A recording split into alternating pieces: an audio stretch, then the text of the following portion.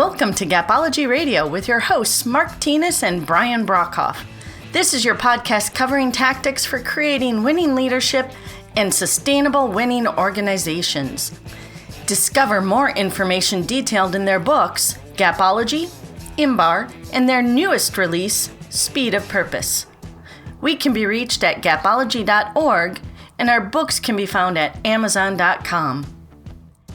Hey everybody, welcome back to another episode of Gapology Radio, your podcast on everything leadership.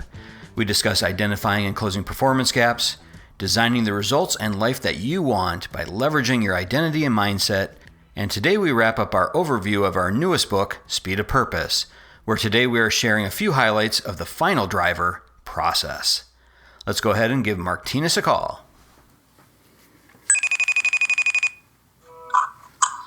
Hey, Brian. Hey, Mark. How are you? I'm great. How are you? I'm doing real good. Ready for wrapping up our overview of Speed of Purpose.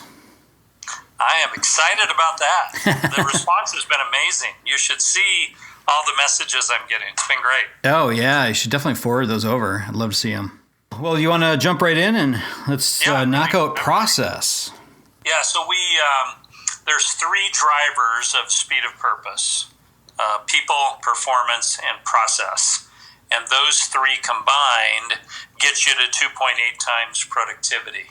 So this is a big deal. So we've already covered on two different podcasts, people and performance. And most leaders, even if they're wrapping their team in purpose, sort of stop there. Process is the missing link. Most leaders, think about this, most leaders do not wrap process in purpose. They don't think of it. They think it's all about people and all about the metrics of people, which would be performance. They don't go to process. And it's a huge miss because process is the foundation of everything. So process must be wrapped in purpose. What do you think, Brian? Oh, for sure. You know, it's interesting. The processes, I think a lot of times bog down businesses and organizations. They get just so caught up in just all the different things that they have to do that they really lose sight of the purpose. And so I think really wrapping that around all the different elements of your business is key. Yeah, we were with, that's so true. We were with one group and they had shared the purpose with all the leaders out in the field. And when I interviewed the IT group, they said, purpose? What's the purpose? Right. What are you talking about? Yep. They had never shared or communicated the purpose with the IT group. Now, not that the IT group is total process, but they're a big chunk of it. And what if the IT group knew what the purpose was? How might that change everything and every process? So anyhow, this is a big deal. And I'm telling you, process is the missing link. Most of the things I'm going to talk about right now, most leaders listening to this have never even thought of. So write this down. This is a big deal. Sound good? Yes, for sure. We break each of the drivers down into accelerators. So there's three components that make up the process driver. And the first one is structure. So structure is rarely or never included in purpose. But structure must reflect the purpose. Everything has to reflect the purpose, and everything communicates. So if you leave structure out of the whole conversation, you're making a big mistake. Let me give you some examples. We designed in the book, and you'll love this. You got to get the book. You got to see this. We designed a circular org chart. So you know how most org charts cascade downward from the leader. This org chart cascades outward from the center of a circle with the leader and the purpose, in essence, in the center, cascading outward to the team. It's much more meaningful, and amazingly enough, it almost creates artwork. It's gorgeous. You could put it on the wall. You could explain it to the team. So it eliminates the hierarchy for the most part, but it shows you that the purpose must radiate out from the leader through the entire team. What if the leader doesn't uphold the purpose? Then there isn't one. So when you look at structure through the eyes of purpose, it changes everything. Any comments on that piece, Brian? Oh, for sure. And if you think about this circular org chart, if one of those circles that's on there that shows the cascading, if one of those is not connected to the purpose, it breaks down every other position that works for that leader. It's amazing to see how it all really connects. We really should put this this diagram on one of our T-shirts or something. I think it is beautiful.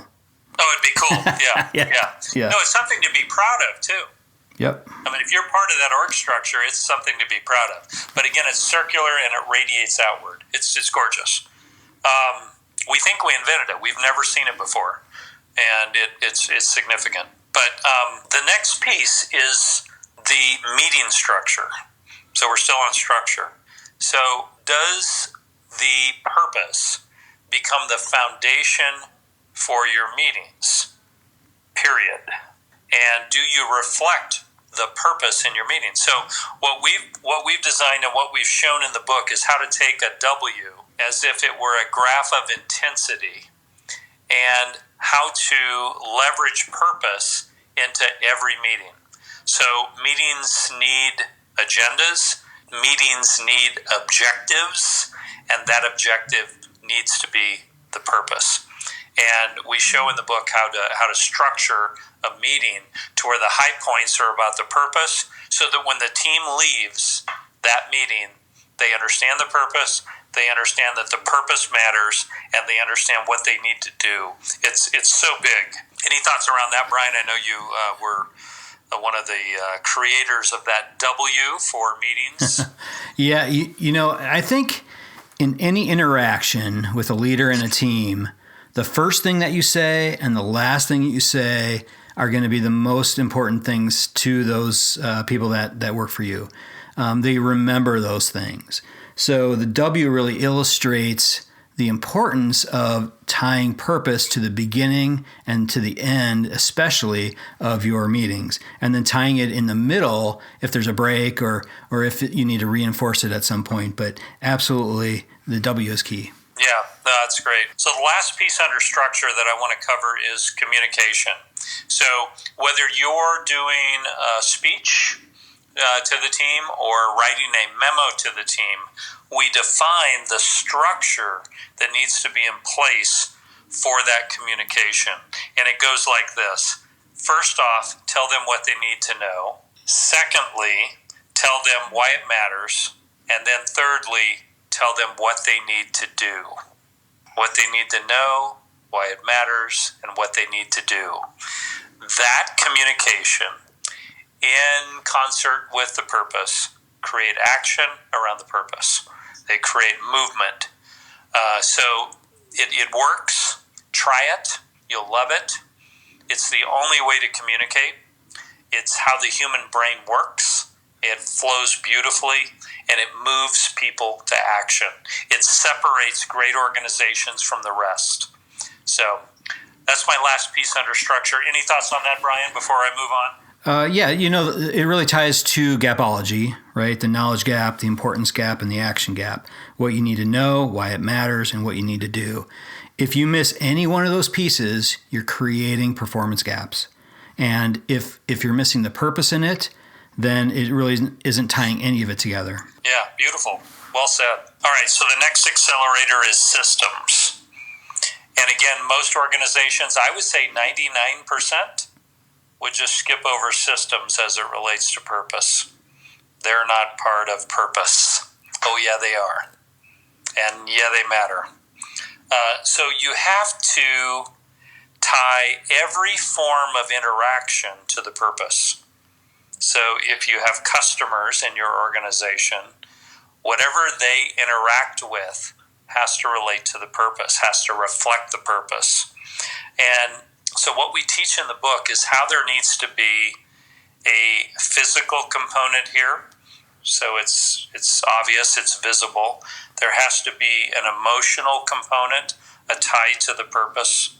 There has to be a mental component where it creates thinking around the purpose. And then if you can create a spiritual component, It ties to just having belief in the purpose. You can move mountains with this. So again, this is sort of where the IT team comes in. Don't forget that they're part of the purpose. It needs to be part of what they do every day as well. They need to be celebrated because the systems must reflect the purpose. In the book, we talk about a loan company, a finance company, where the loan documents, the finance side of it, are just unfriendly. But the minute that changes to where they're tied to the purpose and that everybody on the team is part of this and the loaning process is part of the purpose, not just the people doing the loans, but the actual process, it changes everything. So think about the process. I'm amazed every time I take Uber at the simplicity of the app they designed. I don't know what their purpose is, but wow, the app is so simple, so friendly, it just screams out of purpose. I certainly would like to talk to them and we could define that purpose for them, but it's already there. Incredible technology. So don't forget the system. The system matters. The millennial generation depends on systems. They think that way. So it becomes more and more important as time goes by. Brian, I'm sorry for the long segment there. That was systems. No. That was great. I think what's key there is the physical, emotional, mental, and spiritual connection, really, for systems to work.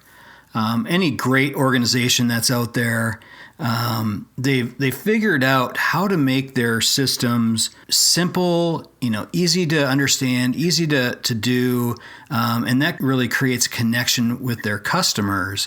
And if you can do that with purpose, now you're getting more of a long-term commitment from your customers, also from your employees. I think people just get tied to this if they see the purpose behind it. Yeah, so true. So true. Well said. And simplicity is the last accelerator of process. So what if your purpose is complex? What if the team doesn't know it? Compare that to a team that knows the purpose.